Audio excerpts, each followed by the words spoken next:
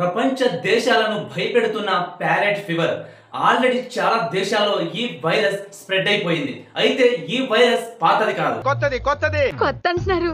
ఫ్రెషా? ఈ virus parrot తో start అయ్యి ఇతర పక్షులకు అటాక్ అవుతుంది.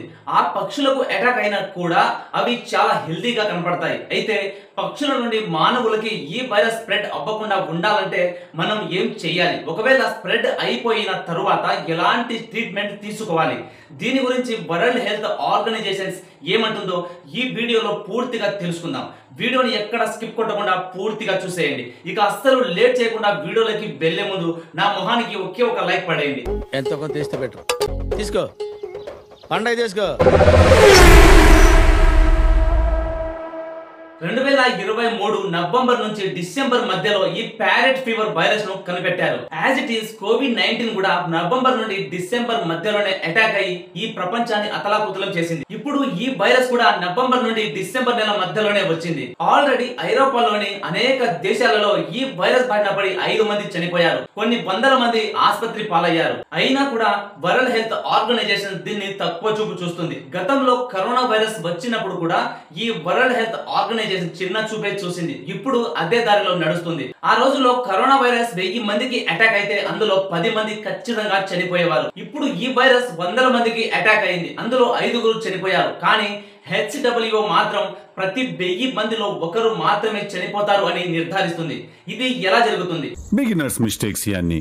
ఒకవేళ వరల్డ్ హెల్త్ ఆర్గనైజేషన్ కి కరెక్ట్ డేటా అందించలేదేమో అని నా వచ్చిన డౌట్. ఇప్పుడు అలా కూడా రాస్తున్నారు అన్నమాట. అలాగే రాస్తారు.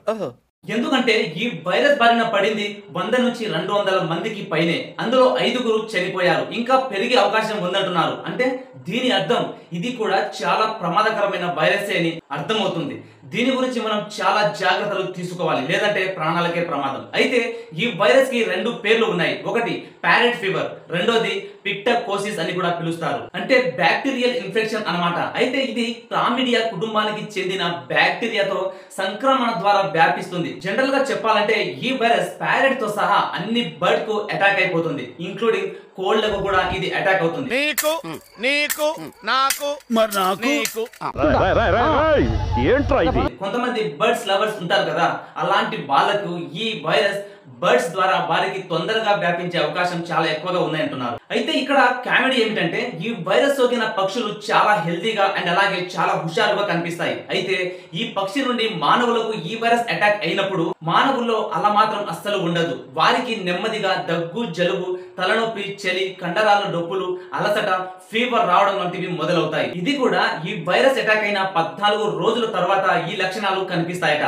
అంతేకాదు ఇది న్యూమోనియా అని కూడా దారి తీస్తుందట. అయితే ఈ ప్యారెట్ ఫీవర్ ప్యారెట్ నుండి ఇతర పక్షులకి వ్యాపించినప్పుడు ఆ పక్షులు రిలీజ్ చేసే శ్వాస కావచ్చు అండ్ అలాగే అవి రిలీజ్ చేసే మల విసర్జన కావచ్చు, ఆ ఎండిపోయిన మల విసర్జన నుండి ఈ బ్యాక్టీరియా బయటికి వస్తాయట. అలా వచ్చినప్పుడు దాని చుట్టుపక్కల మనుషులు కనుక ఉంటే అవి చాలా ఈజీగా అటాక్ అయిపోతుందని ఈ సర్వేలో బయటపడింది. అయితే ఈ వైరస్ ఏ దేశాల్లో ఎంతమందికి వ్యాపిస్తుందంటే 2024 మార్చి 9 శనివారం వచ్చిన డేటా ప్రకారంగా స్వీడన్ లో పాత కేసులు 26, కొత్తవి 13, జర్మనీలో పాత కేసులు 14, కొత్తవి 5, నెదర్లాండ్ కేసుల సంఖ్య అప్ డౌన్ కావడం వల్ల కరెక్ట్ సంఖ్య తెలియలేదు.